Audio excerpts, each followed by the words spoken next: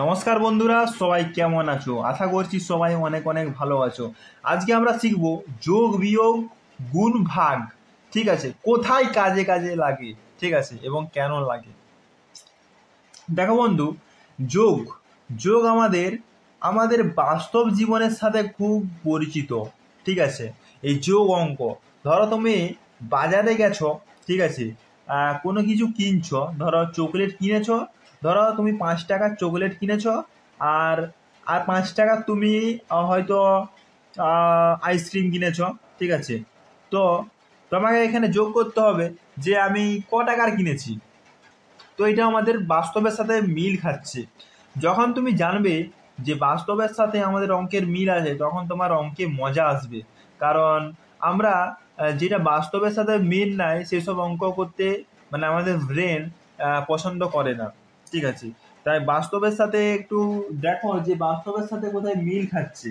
একটু নিজেকেও ভাবনা চিন্তা করতে হবে। সবসময় যে টিচারের মাস্টারের পরামর্শ ইয়ে করে চলবো তেমনটা হ্যাঁ, মাস্টারের পরামর্শ অবশ্যই নিতে পারো, কিন্তু নিজেকেও একটু চিন্তা ভাবনা করতে হবে। দেখতে হবে যে তুমি কোন কোন একটু চিন্তা ভাবনা করতে হবে, যে দেখতে হবে যে তুমি কোন কোন কাজগুলো ভালো পারো। ঠিক আছে, তারপরে যাচ্ছে বিয়োগ। ধরো তুমি 100 টাকা নিয়ে বাজারে গেছো, সেখানে তুমি 50 টাকার কোনো কিছু কিনলে। তো তোমাকে যেটা দেখতে হবে যে আমি কত খরচা করলাম। 100 টাকা নিয়ে গেছিলাম কিন্তু খরচা করেছি 50 টাকা, তার আর বাকি কত থাকবে? আর বাকি নিশ্চয়ই 50 টাকা থাকবে। হ্যাঁ, কিভাবে 50 টাকা হলো? দেখো বিয়োগটা কিভাবে করলাম। এই তো এখানে শূন্য আছে, নিচে শূন্য আছে, কিভাবে তাহলে শূন্য হলো? এখানে আমাদের যেটা করতে হবে সেটা হচ্ছে বিয়োগ করার সময় শূন্য শূন্য শূন্য থাকবে। হ্যাঁ, আর এখানে যদি কোনো সংখ্যা থাকে তাহলে এই পাশ থেকে আমাকে এক ধার নিতে হতো, কিন্তু যেহেতু শূন্য শূন্য আছে তাই জন্য শূন্য শূন্য শূন্য নেমে গেছে। আর এখানে শূন্য আছে আর নিচে সংখ্যা আছে, তার জন্য আমরা এক ধার নিয়ে 10 করেছি। 10-এর থেকে 5 বাদ দিলে হয় 5, 5 নেমেছে। তারপরে দেখো এই গেল বিয়োগ। তারপরে ধরো গুণ। গুণ ধরো ধরো তুমি আহ, ধরো তোমার 300 টাকা প্রতিদিন বেতন। হ্যাঁ, সেটা তোমাকে দেখতে হবে যে আমি 1 মাস তো কাজ করলাম। ঠিক আছে, 30 দিনে 1 মাস হয়, তাহলে 1 মাসে আমার কত টাকা হবে। ঠিক আছে, 300 টাকা, এটা বেশিটা উপরে লিখবো। মানে 300 টাকা করে প্রতিদিন রোজগার হয়, ইনকাম হয়। আর আমি 30 দিন কাজ করেছি, মানে 1 মাস কাজ করেছি।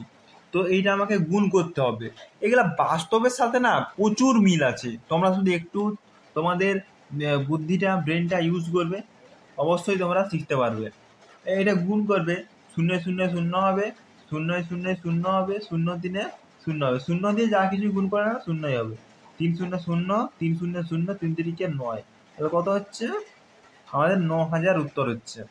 তারপরে দেখো ভাগটা করছি। ধরো 400 টাকা আছে, আমি এটা 20 জনের মধ্যে ভাগ করতে চাই। কিভাবে করব?